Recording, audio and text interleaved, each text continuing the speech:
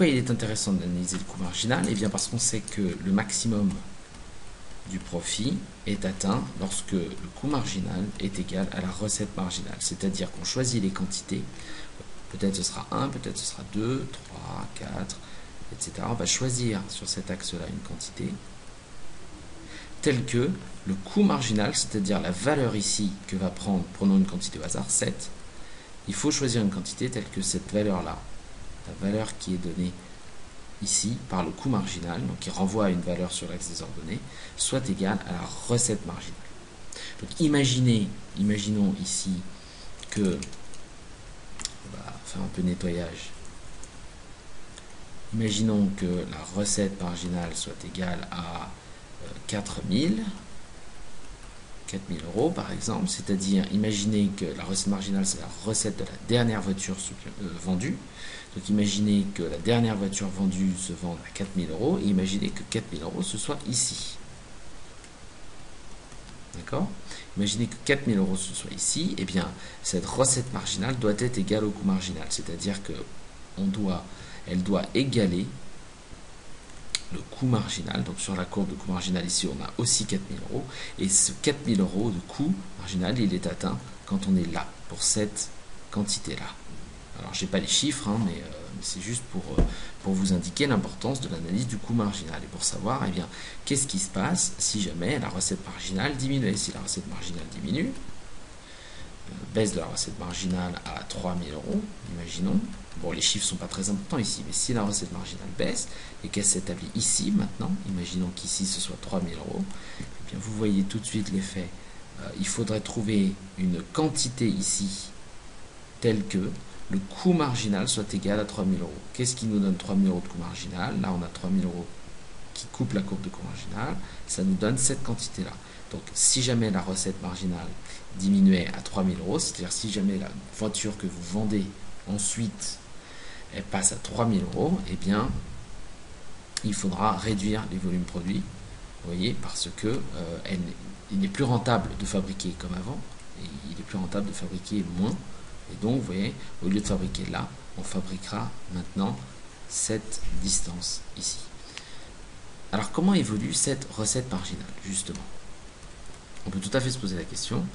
Maintenant qu'on a bien compris comment fonctionnait le coût marginal, on peut se poser la question de savoir, eh bien, pour mener à bien notre raisonnement à la marge, qui va faire qu'au bout d'un moment, on arrivera à l'égalité suivante, bénéfice marginal égale coût marginal, ou, ça revient au même, hein, recette marginale égale coût marginal, on peut se poser la question de savoir comment évolue la recette marginale. Alors, la recette marginale, c'est quoi? C'est la recette de la vente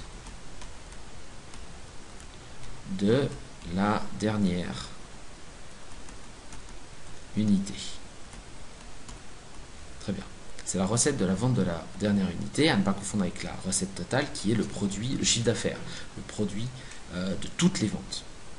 La recette marginale perçue par le producteur dépend du contexte concurrentiel. Ça veut dire quoi? Ça veut dire qu'en concurrence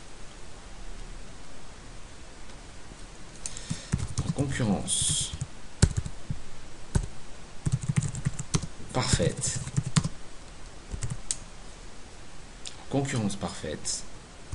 la recette marginale est égale au prix de marché du bien produit.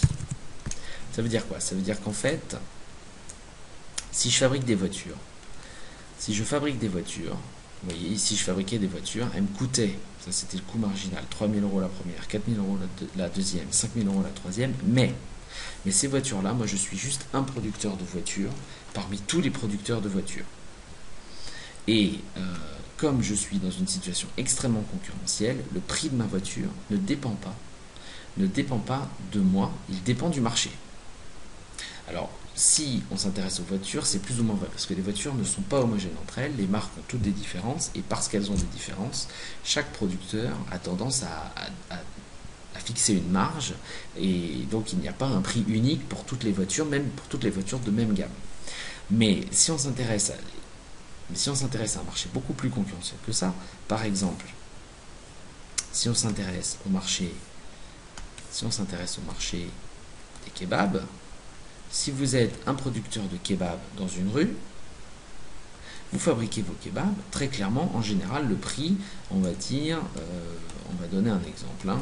Le prix, c'est quoi? C'est 5 € pour un kebab plus frites. Peut-être que c'est plus, mais en tout cas, si vous êtes dans une rue, et il en existe par exemple à Paris, où vous avez 7 ou 8 kebabs d'affilée dans la rue, eh bien, ils vont tous à peu près afficher le même prix. Et ils affichent tous le même prix pour leur kebab parce qu'il y a une force concurrentielle, il y a une pression concurrentielle qui les pousse à fixer ces prix-là.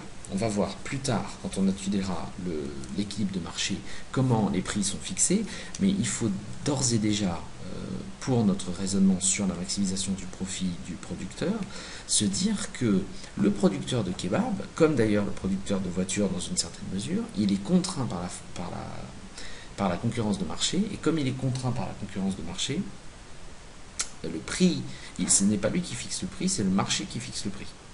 Si c'est le marché qui fixe le prix, le producteur est dépendant du prix fixé par le marché. Donc, si vous êtes dépendant du prix fixé par le marché, ça veut dire que la recette du premier kebab, la recette de votre premier kebab de la journée, ça va être quoi? Ça va être 5 €. C'est égal à la recette du deuxième kebab, qui est elle aussi fixée au prix de marché, 5 €, qui est égal, etc., du xème kebab. Il n'y a pas de réduction, il n'y a pas de baisse des prix, etc., parce que vous-même, être dans une situation concurrentielle, ça va être de 5 €. Ce qui veut dire donc, là j'ai parlé de recette du premier kebab, recette du deuxième kebab, recette du xème kebab. Ça veut donc dire que la recette marginale est égale au prix de marché. Et ça, c'est vrai en situation de concurrence. Quand on fera le monopole, on verra que c'est pas vrai. C'est-à-dire quand une entreprise, comme d'ailleurs les entreprises de voitures, c'est pour ça que mon exemple n'est pas forcément très bon, quand une entreprise a un petit pouvoir de marché, l'entreprise est capable de ne pas mettre le prix de marché, de ne pas tarifer au prix de marché, et est capable d'appliquer une petite marge. Et donc la recette marginale sera différente. Mais dans une situation concurrentielle, et c'est ça qui nous intéresse pour le moment, la recette marginale qui est perçue par le producteur est égale au prix. Et comme elle est égale au prix, elle est constante. Vous voyez, la recette marginale là, elle n'a pas bougé. Elle est égale au prix et elle est constante. D'accord? Donc si jamais on veut réécrire notre égalité, profit max implique que la recette marginale soit égale au coût marginal. Ici, la recette marginale, on a dit, c'est le prix de marché. Donc, il faut tout simplement que le prix de marché soit égal au coût marginal. Et il faut, quand on a cette égalité à vérifier, on permet de trouver les quantités optimales à produire. Si on revient sur notre graphique, on va le retracer. On a en ordonnée le coût marginal, mais comme on sait qu'à un moment donné, le coût marginal va être égal à la recette marginale, on sait que c'est le même ordre de grandeur. C'est-à-dire, si on parle d'une voiture, peut-être que le coût marginal c'est 4 000 €, on sait que la recette marginale, ça pourra être 4 000 €. Donc comme c'est le même ordre de grandeur, on peut se servir du même axe ici pour représenter les deux grandeurs. Donc là, je vais mettre une virgule, je vais dire que cet axe, il représente à la fois les valeurs du coût marginal, mais aussi les valeurs de la recette marginale. Et vous savez quoi, la recette marginale, on va la mettre dans une autre couleur. Comme ça, vous pourrez voir quand dans cet axe, on parle de coût marginal et quand on parle de recette marginale. Et ici, on va mettre le volume de production. Donc, si je choisis de fabriquer un petit peu, ou au contraire, si je choisis de fabriquer un peu plus, ou encore un peu plus, ou encore un peu plus. On a dit précédemment que le coût marginal, il était au tout début de la production, donc au tout début de la production par là, d'abord décroissant, et qu'ensuite, il augmentait. Bien. Donc, je sais que la recette marginale, c'est-à-dire le prix de marché, doit être égal au coût marginal pour maximiser ma production. Donc il suffit simplement d'aller sur le marché. Il suffit simplement d'aller sur le marché et de regarder quel est le prix. Alors imaginons que le prix ce soit celui-ci. Eh bien, en regardant le prix, on est capable de dire, voilà, le prix doit être égal au coût marginal. Donc imaginons que le prix ce soit égal à ce niveau-là. Eh bien, quelle est la quantité qui nous permet d'avoir un coût marginal égal à ce prix-là, à cette recette marginale-là? Eh bien, cette quantité, on va la trouver sur l'axe des abscisses, c'est celle-ci. Je vais l'appeler Y petit 1. En concurrence parfaite, le producteur, il a connaissance de son coût marginal, il sait comment ça évolue à mesure qu'il augmente ses volumes de production. Il va sur le marché, il regarde quel est le prix, il va regarder le prix et en fonction du prix, il regarde son coût marginal et il choisit la quantité qui permet de faire que le coût marginal de la dernière unité qu'il fabrique est exactement égal à la recette qu'il va vendre. Coût marginal égale recette marginale, et ici c'est égal à prix. Ça veut dire que la dernière unité produite se vend au prix de marché à un prix de marché égal au coût de sa fabrication. Donc pour la dernière unité produite, on ne fait aucun profit pour cette unité-là parce qu'on la vend à un prix qui est exactement égal à son coût marginal, c'est-à-dire au coût de sa fabrication. Ce qui veut dire aussi que si vous prenez les quantités précédentes, donc si on prend, donc ça c'est la y-ème valeur. Mais si on prend une quantité un peu avant, si on regarde pour cette valeur-là, vous voyez, cette valeur-là, cette voiture-là, elle a coûté ce prix-là, mais elle a coûté ce coût marginal-là, donc elle a coûté cette valeur-là, d'accord, cette distance-là, mais on l'a vendu à ce prix-là, on l'a vendu à ce prix-là. Vous voyez, ici se dégage une marge pour les valeurs précédentes. La dernière valeur, on s'arrête au moment en fait où on ne peut plus gagner d'argent sur la dernière unité produite, mais sur toutes les unités d'avant, c'est-à-dire sur toutes les unités d'avant ici. Et ici, on a fait du profit, on a dégagé de la marge. Si on prend une unité précédente, vous voyez, une unité précédente, celle-là, elle nous a coûté, le coût de cette unité-là, c'est ça, c'est cette valeur-là, parce que c'est la courbe de coût marginal qui nous l'indique.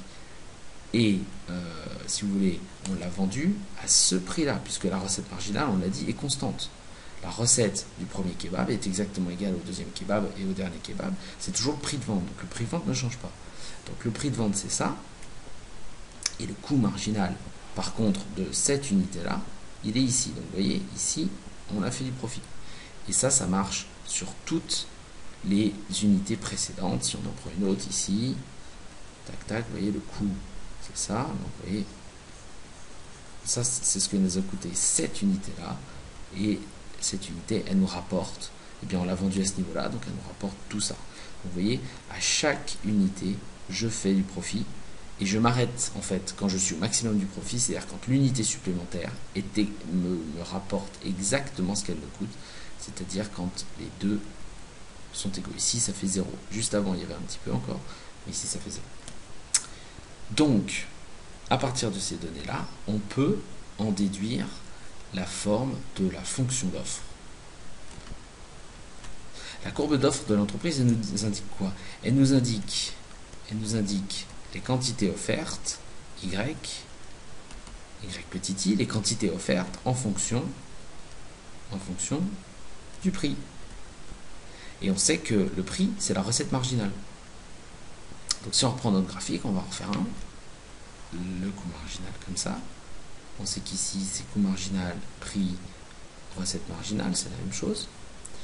Ici, on sait que ce sont les quantités qui sont produites. Donc on met en relation le prix et les quantités. On veut une relation entre le prix et les quantités. Et on sait bien que si le prix, c'est celui-là, si le prix 1, imaginons qu'on ait un prix 1 qui soit celui-là, l'entreprise sait qu'elle va fabriquer cette quantité-là de voitures. Si le prix il est plus faible, l'entreprise va fabriquer cette quantité-là de voitures. Donc vous voyez qu'en fait, il y a une partie du coût marginal qui représente exactement la fonction d'offre. La fonction d'offre et la fonction de coût marginal sont quasiment identiques. Quasiment identiques. Pourquoi? Parce que si on imagine maintenant un prix ici, P3. Alors ce prix est très faible. Bon, on regarde ce que ça donne. P3, prix égale coût marginal, nous donne deux solutions. Ça nous donne une première solution ici, à YA, et une deuxième solution ici, à YB. Donc, est-ce que l'entreprise va choisir YA, prix égale coût marginal, nous donne soit YA, soit YB. Qu'est-ce que l'entreprise va choisir? Eh bien, on sait que l'entreprise maximise son profit. Donc, est-ce qu'elle a intérêt à choisir YA? Elle n'a absolument aucun intérêt à choisir YA parce que si elle augmente sa production vers YB, prenons une production intermédiaire, YC ici, regardez, elle va nous coûter, cette unité C, elle va nous coûter ça, mais cette unité C, elle va nous rapporter ça. Donc là, on fait du profit, en fait, dans la cuve ici. Donc on a plutôt intérêt à produire à ce niveau-là, parce que si on ne produit pas YB, eh bien on n'est pas rationnel, on n'a pas maximisé le profit. Si on s'arrête à YA, on passe à côté de toute cette partie-là, pour laquelle on fait du profit. Donc la maximisation du profit implique qu'on va choisir YB. Ça veut donc dire que tout ce qui est dans la partie décroissante du coût marginal, tout ce qui est par là, ne va jamais être choisi. Si c'est un prix P4, regardez, c'est un prix P4, il y a encore deux solutions puisque ça fait une cuve. Donc vous avez une partie décroissante et une partie croissante. D'accord? Si vous regardez P4, vous voyez, il y a deux points d'intersection. Encore une fois, on ne choisira jamais un point dans la partie gauche, c'est-à-dire dans la partie qui décroît, parce qu'on peut toujours trouver un autre point dans la partie croissante qui nous permet d'avoir plus de profit. Donc en conclusion, la fonction d'offre de l'entreprise, c'est-à-dire ce qui nous relie le niveau des volumes produits ici Y et le niveau des prix ici des prix de marché, et bien en fait c'est la partie croissante du coût marginal. C'est pas tout à fait ça parce qu'on n'a pas encore étudié le coût moyen, on va le faire bientôt, mais notez déjà que la fonction d'offre, une partie de la fonction d'offre, c'est forcément la branche croissante du coût marginal. La partie décroissante du coût marginal ne fait pas partie de la fonction d'offre, de la fonction de la courbe d'offre. Pour conclure, quand vous avez une fonction d'offre, une fonction de demande, si la fonction d'offre avec un prix et des quantités, ce que vous connaissez intuitivement, cette fonction de l'offre, en fait, vous voyez, en fait, ce que vous ne savez pas, c'est que c'est probablement la partie croissante d'une fonction de coût marginal, si on s'intéresse à une entreprise.